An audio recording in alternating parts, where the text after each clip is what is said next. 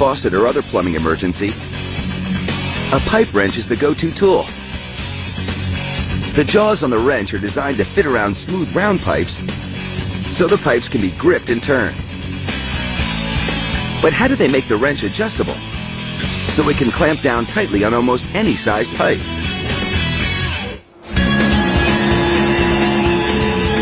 Making a pipe wrench starts with melting down raw metals into cast iron, so it can be poured into a mold to cast the long, strong handles for the wrenches.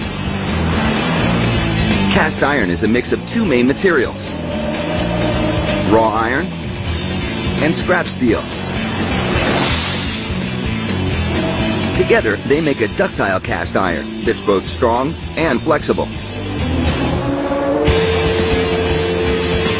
To mix the cast iron, the metal is dumped into an electric furnace that heats it to 2,800 degrees Fahrenheit. The furnace can hold 12 tons of melting metal,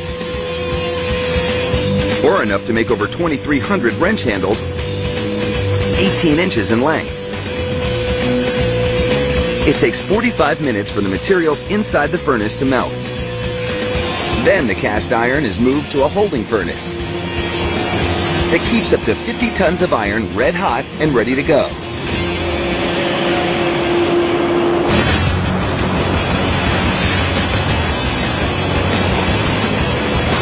The handles themselves are cast using a polyurethane template that's pressed by a machine into a bed of sand to make a mold, just like pressing your hand into the sand at the beach. When the molds are ready, a huge 2-ton ladle transfers molten iron from the holding furnace into a pouring tank that pours it into the molds. It takes about 45 pounds of the molten iron to cast the 5 wrench handles made by each mold. After they're filled, the sand molds pass through a cooling tunnel before they're broken apart by workers and dumped into a vibrator to shake the sand away from the handles. Then the seams left in the handles by the molds are ground away, and the handles are finished with a coat of electrically charged auto body paint.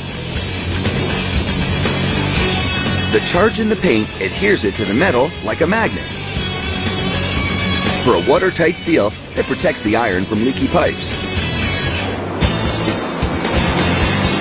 While the handles are being cast, the steel jaws of the pipe wrencher machine to add the teeth that bite into the pipes. The jaw comes in 2 parts: a flat plate called the heel jaw that sits on top of the handle, and a piece shaped like a backwards J called the hook jaw. The hook jaw moves up and down from the heel jaw when you turn a nut on the side of the wrench to tighten the jaws around any size pipe. The steel in the jaws is actually stronger than the iron in the handles, because the jaws grip the pipes and do all the work.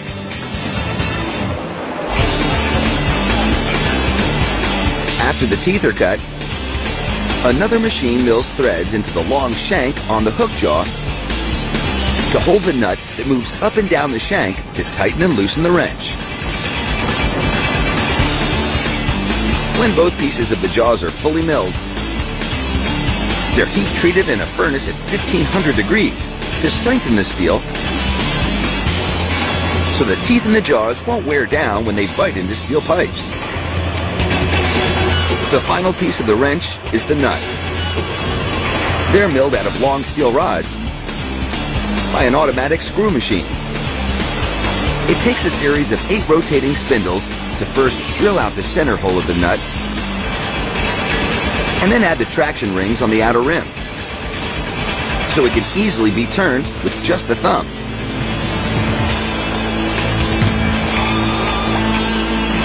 After the nuts are shaped, a second machine called a nut tapper cuts threads on the inside of each nut to screw into the matching threads on the shank of the hook jaw. When all of the parts are ready, workers assemble the wrenches. First, the heel jaw is mounted to the top of the handle with a steel pin. A machine spins both ends of the pin to lock it in tight. Then the threaded shaft on the hook jaw slides into the handle and is secured with a nut. And the pipe wrench is ready to get a grip on just about any leaky pipe under your sink.